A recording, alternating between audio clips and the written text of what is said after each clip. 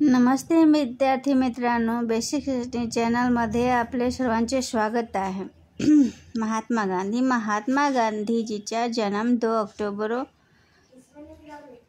1869 रोजी गुजरातमधील पोरबंदर येथे झाला.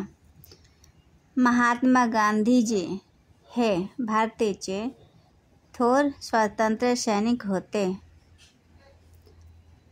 त्यांचे पूर्ण नाव मोहनदास करमचंद गांधी असे होते. त्यांच्या वडिलांचे नाव करमचंद गांधी व आईचे नाव पुतलीबाई असे होते.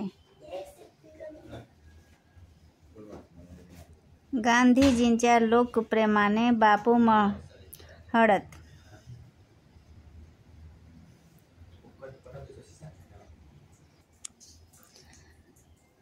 भारत मातेला स्वातंत्र्य मिळवून देण्यासाठी त्यांनी मोलाचे योगदान दिले. त्यांनी जीवनभर सत्य, अहिंसा आणि सत्याग्रह यांचा प्रसार केला. महात्मा गांधी यांनी मिठाचा सत्याग्रह करण्यासाठी दांडी यात्रा काढली. त्यांच्या करो या मरो या घोषणेने संपूर्ण भारत ढवळून निघाला होता.